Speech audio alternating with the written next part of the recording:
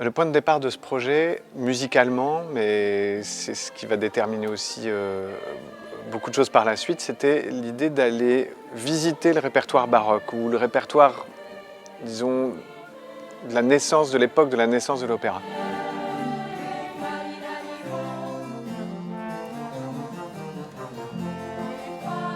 Moi, je ne connaissais pas vraiment le répertoire baroque.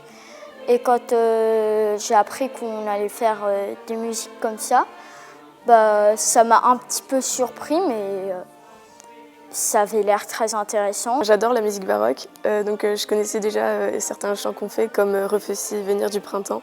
Donc j'étais plutôt contente, même si tout le monde était plutôt inquiet à l'annonce des chants qu'on allait faire. C'est vrai que c'est pas un répertoire avec lequel on est très familier, et c'est vrai que sur certains chants qui sont quand même très difficiles, techniquement assez difficiles d'accès au début, on a eu un peu peur. En tant que maîtrisien, maîtrisienne, c'est pas un répertoire qu'ils pratiquaient. Et je pense que pour beaucoup d'entre eux, c'était une vraie découverte. Je crois qu'ils ont tous et toutes leur coup de cœur. Je dois dire que le travail qui est fait par l'ensemble de l'équipe pédagogique de la maîtrise est exemplaire et que ça nous a permis donc de monter des pièces assez complexes. Je pense au Chant des oiseaux de Clément Jeannequin ou à La guerre, qui sont des pièces descriptives assez virtuoses. Un des airs que j'aime beaucoup, c'est l'air qui s'appelle le Chant des oiseaux. Je le trouve très joli, surtout la polyphonie qu'il y a.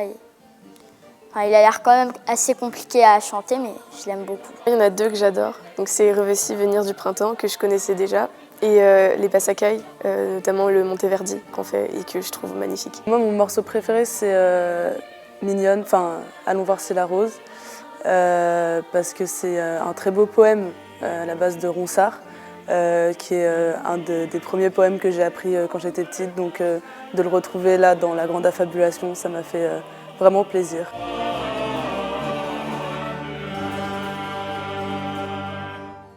Cette musique, bien que ancienne, elle porte encore l'énergie de l'innovation qu'elle avait à l'époque, l'invention de formes, l'invention musicale, les essais qui sonnaient très contemporains à l'époque.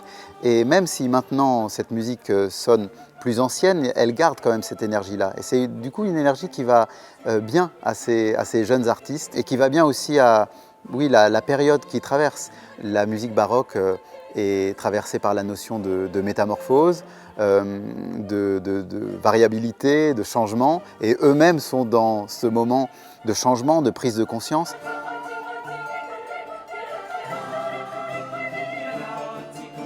J'aime surtout bien la prononciation du français dans ce genre de musique parce que c'est assez joli et ça se prête très bien à la musique, je trouve. Maintenant qu'on commence de plus en plus à les savoir, il y a quand même quelque chose d'assez satisfaisant dans la répétition.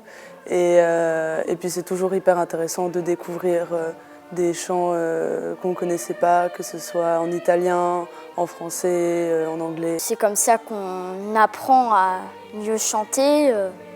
Si on reste tout le temps à des chansons hyper simples, c'est pas non plus hyper intéressant.